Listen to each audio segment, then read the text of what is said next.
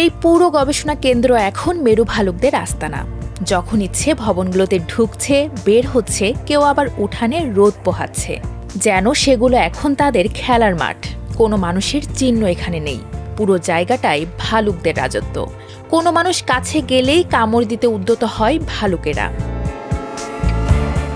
রাশিয়ার দূর উত্তর পূর্ব উপকূলের একটি ছোট্ট দ্বীপে অবস্থিত সোভিয়েত যুগের পরিত্যক্ত এই মেরু গবেষণা কেন্দ্রটি দখল করে নিয়েছে মেরু ভালুকেরা।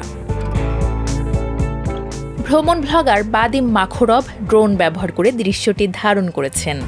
ভিডিওটিতে দেখা যায় দ্বীপের ছড়িয়ে ছিটিয়ে থাকা ভবনগুলোতে ভালুকেরা অবাধে ঘুরে বেড়াচ্ছে। আগস্টের শেষের দিকে রোদে তারা ভবনে ঢুকছে, বের হচ্ছে। একসময় বিজ্ঞানীদের আনাগোনায় প্রাণবন্ত ছিল জায়গাটি, কিন্তু সোভিয়েত ইউনিয়নের পতনের পরই তা ফাঁকা হয়ে যায়। 3 দশকেরও বেশি সময় আগে গবেষণা কেন্দ্রটি এবং আশেপাশের গ্রাম ছেড়ে চলে যান বিজ্ঞানীরা।